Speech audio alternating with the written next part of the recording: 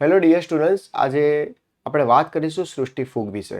આપણે આગળના જેટલા બી લેક્ચર અપલોડ કરેલા છે, જેની અંદર આપણે વાત કરી હતી સૃષ્ટિ મોનેરા, સૃષ્ટિ પ્રોટિસ્ટા, સૃષ્ટિ વનસ્પતિ, સૃષ્ટિ પ્રાણી, બરાબર, અને તેમજ વાયરસ, વિરોઇડ, લાઇકેન ને પ્રિયોન. હવે આજના લેક્ચરની અંદર આપણે વાત કરીશું સૃષ્ટિ ફૂગ વિશે. ફૂગની જે અભ્યાસ કરવાની શાખા છે, જેને આપણે માઇકોલોજી કહે છે. શું કહે છે? માઇકોલોજી. ફૂગ સર્વવ્યાપી છે, સર્વત્ર જગ્યાએ દેખવા મળે છે. ફૂગ ભેજવાળા વાતાવરણમાં પણ ભેજવાળી જગ્યાએ અને હુંફાળી જગ્યાએ વિકાસ પામવાનું, વૃદ્ધિ કરવાનું પસંદ કરે છે. જગ્યાએ બધી જ દેખાય, પણ એને જે વિકાસ દેખવો હોય, વૃદ્ધિ દેખવી હોય, તે ભેજવાળા અને હુંફાળા વાતાવરણની અંદર એનો વિકાસ પામે. ફૂગ છે એ વિષમપોષી છે, બરાબર. વિષમપોષી એટલે શું? જો તે સજીવ પર જીવન ગુજારે, બરાબર, જીવતા પ્રાણીઓ પર, જીવતી વનસ્પતિઓ પર, બરાબર, તેને આપણે પરોપજીવી કહીશું. અને પરોપજીવી ઓલવેઝ હંમેશા આપણને હાર્મફુલ જ હોય. એ પેરાસાઇટિક એક્શન બતાડે, બરાબર. પેરાસાઇટ્સ એટલે એ આપણા સજીવમાં કે વનસ્પતિમાં રોગો પેદા કરે. નિર્જીવની અંદર એ મૃતોપજીવી છે, બરાબર. અને વિઘટક કરે એટલે અહીંયા મોટા મોટા પદાર્થો છે એને નાના નાના, બરાબર, તત્વોમાં તોડે તો એને વિઘટક કહીશું. તો ફૂગને આપણે અહીંયા દેખો તો કે વિષમપોષી અથવા પરોપોષીની અંદર પરોપજીવી આવશે, મૃતોપજીવી આવશે અને વિઘટક આવશે, બરાબર. પેરાસાઇટ્સ કહેવાય. મૃતોપજીવી આપણે સેપ્રોફાઇટ કહેવાય, આપણે એને સેપ્રોફાઇટ કહીશું. અને વિઘટકની અંદર આવશે ડીકમ્પોઝર. ક્લિયર છે આટલું? ઓકે.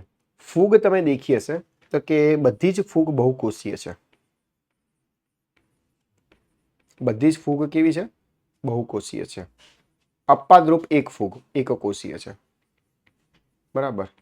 મલ્ટીસેલ્યુલર છે. બધી જ ફૂગ બહુ બધા કોષોની બનેલી છે, પણ બધા કોષો ભેગા થઈને પેશી બનાવે છે. એમાં અંગ અને અંગતંત્ર છે નહીં, એટલે એક શિથિલ પેશી જેવી રચના છે, બરાબર. અપવાદરૂપ તરીકે એક કોષીય ફૂગ, અપવાદરૂપ તરીકે એક કોષીય ફૂગ, બરાબર, જેને આપણે કહીશું ઈસ્ટ. શું કહીશું? ઈસ્ટ. આ ઈસ્ટનું જે વૈજ્ઞાનિક નામ છે, જેને આપણે નામ કહીશું સેકેરોમાઇસિસ સેરિવિસી. સેકેરોમાઇસિસ સેરિવિસી.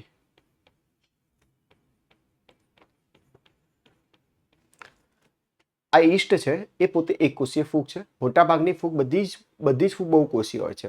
અપવાદરૂપ છે, એક્સેપ્શનલ કેસ છે, એક કોષીય ફૂગ છે, ઈસ્ટ છે. સેકેરોમાઇસિસ સેરિવિસી કહેવાય. આ ફૂગનો ઉપયોગ આપણે દારૂ અને બ્રેડ બનાવટમાં કર્યો હતો. બ્રેડ અને દારૂની બનાવટમાં કરીએ છીએ. બ્રેડમાં જે વપરાય છે ફૂગ, એનું નામ આપી દીધું. બ્રેડ શેમાં વપરાય? બેકરીમાં, માટે એને કહેવાય બેકર્સ ઈસ્ટ. શું કહેવામાં આવે છે? Bakers yeast. અને દારૂ બનાવવામાં વપરાય છે, માટે એને કહેવાય બ્રુઅર ઈસ્ટ. બ્રુઅર ઇન્ડસ્ટ્રી, બરાબર. એટલે ઈસ્ટનો ઉપયોગ તમને ખબર પડી ગઈ. એટલે ઈસ્ટનો ઉપયોગ આપણે કરીએ છીએ આથવણની પ્રક્રિયામાં,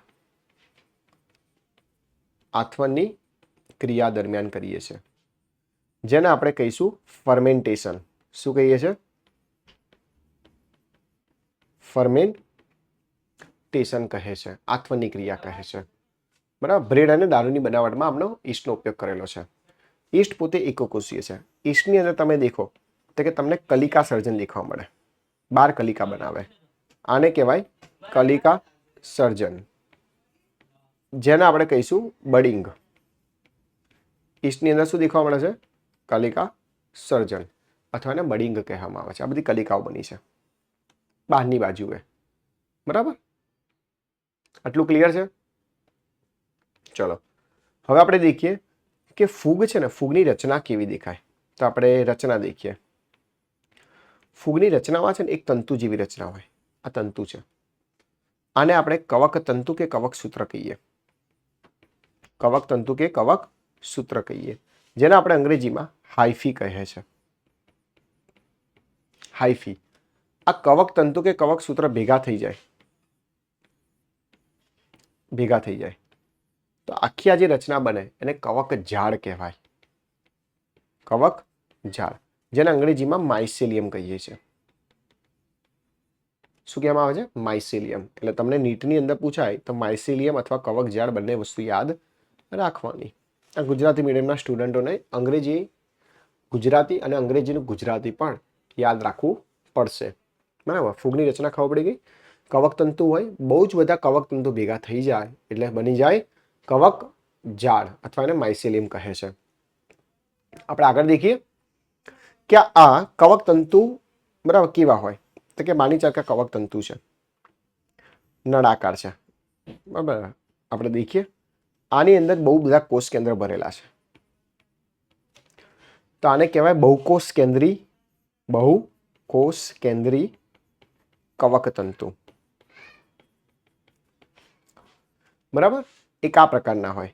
બીજા કવકતંતુ કેવા હોય, તો કે આવા હોય, શાખિત હોય, એટલે એની શાખાઓ પાડવાની. જો બધી જગ્યાએથી શાખાઓ પાડવાની. એની અંદર કોષ કેન્દ્ર પણ હોય, પણ એમાં વચ્ચે ત્રાંસી દિવાલ હોય. આ ત્રાંસી દિવાલ,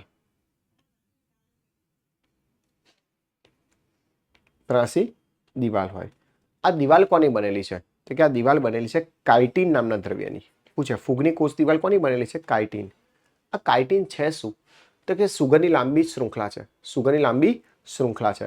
આ કાઇટિન પોતે પોલી એટલે મોટી શૃંખલા, અને સુગર એટલે સેકેરાઇડ.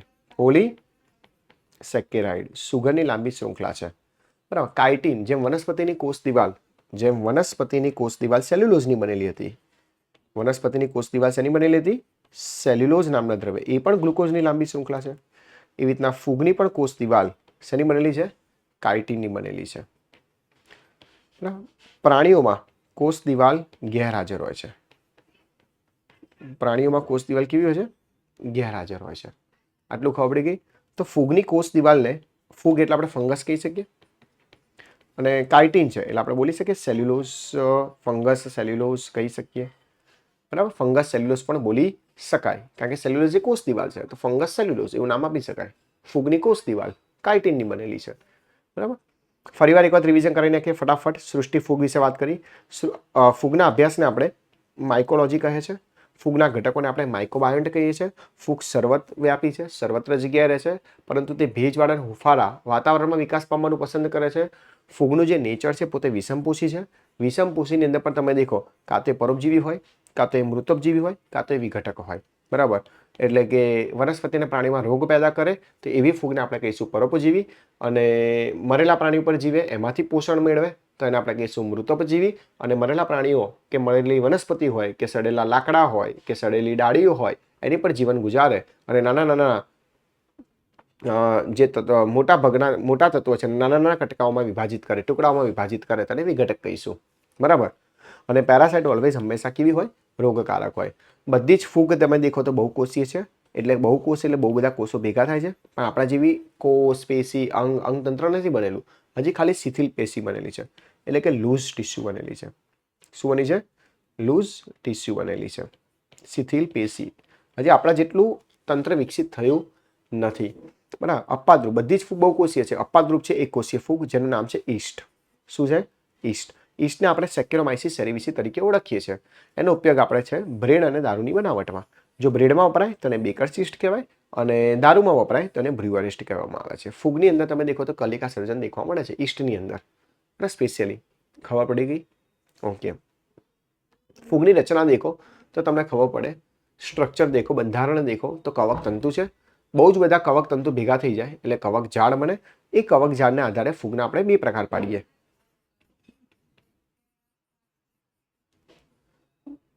એટલે બહુકોષ કેન્દ્રીય ફૂગ અને એક કોષ કેન્દ્રીય ફૂગ. વચ્ચે દિવાલ બની જાય એટલે કોષ કેન્દ્ર એક જ થઈ જાય. બધું કોષ કેન્દ્ર એક જ થઈ જાય. અને ફૂગની અંદર જે આડી દિવાલ છે એ કાઇટિનની બનેલી છે. બરાબર. આ બહુ કોષ કેન્દ્રીય છે.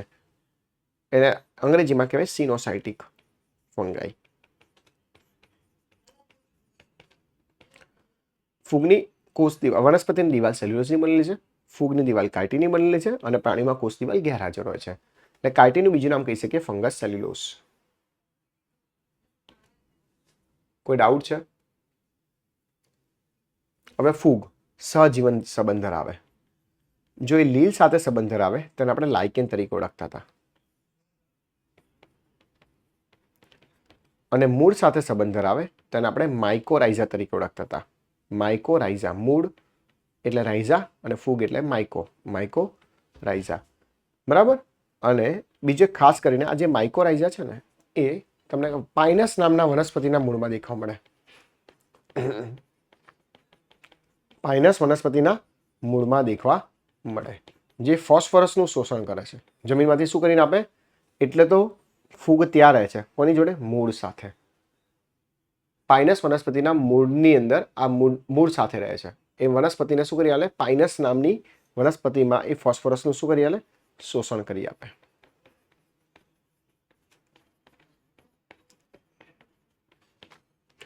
બરાબર.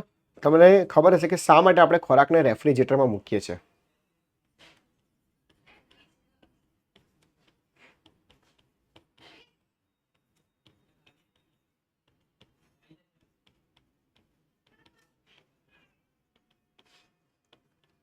શા માટે આપણે ખોરાકને રેફ્રિજરેટરમાં મૂકીએ છીએ? ખોરાક બગડે નહીં એટલા માટે. ખોરાક પર ફૂગનું સંવર્ધન થાય નહીં એના માટે. અને બીજું તાપમાન નીચું હોય તો જે ખોરાકની અંદર જે ઉત્સેચકો છે, ફળ શાકભાજીની અંદર, બરાબર, આ ઉત્સેચકોનું કાર્ય કેવું થઈ જાય? ધીમું પડી જાય. એટલે જે બગડવાનો સમય છે એ કેવો થઈ જાય? ઓછો, લાંબો થઈ જાય. એટલે ધીમે ધીમે ધીમે સસ્ટેન સ્ટેજની અંદર એ બગડે. બરાબર. ફૂગનું સંવર્ધન ના થાય એની માટે આપણે ખોરાકને રેફ્રિજરેટરમાં મૂકીએ છીએ. આટલું ક્લિયર છે? બરાબર. બીજું કહું કે ફૂગનો ઉપયોગ પણ છે. બધી જ ફૂગ ખરાબ છે એવું નથી. અમુક એક ફૂગ છે જેનું નામ છે પેનિસિલિયમ. પેનિસિલિયમ. એકચ્યુઅલી આનું નામ છે પેનિસિલિયમ નોટેટમ. આખું નામ છે ફૂગનું પેનિસિલિયમ નોટેટમ. આ પેનિસિલિયમ નોટેટમ નામની ફૂગમાંથી સાયન્ટિસ્ટે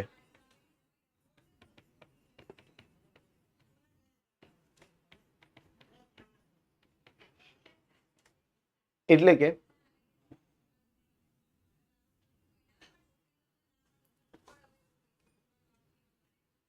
કે એલેક્ઝાન્ડર જે ફ્લેમિંગ છે જેણે એમાંથી કેમિકલ મેળવ્યું જેનું નામ છે પેનિસિલિન.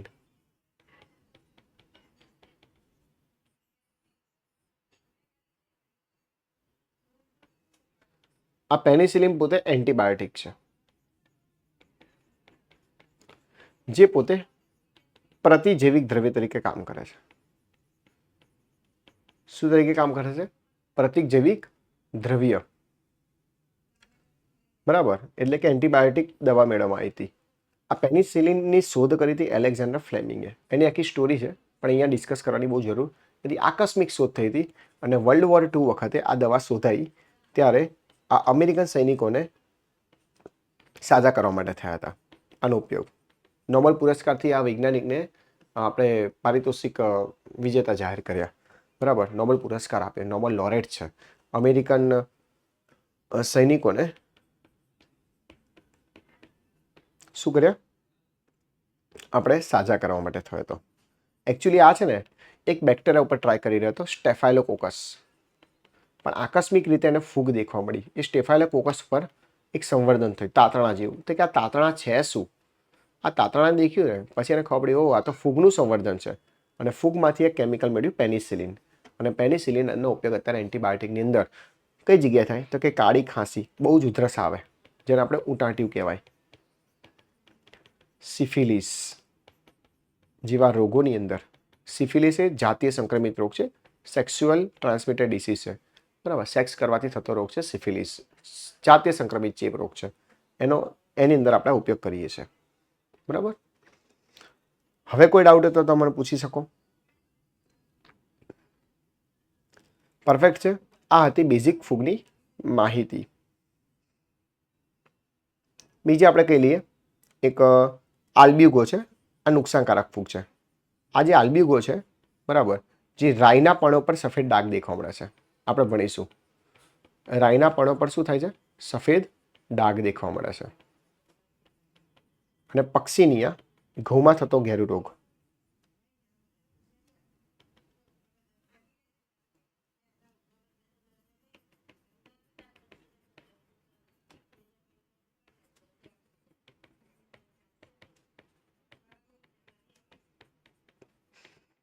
તો આ ફૂગ રોગકારક છે અને ઉપરની જે ફૂગ હતી એમાંથી કેમિકલ મેળવી લીધું એ આપણને યુઝફુલ છે. તો બાકીના પાર્ટની અંદર આપણે ફૂગની ડિટેલ દેખીશું. Thank you students.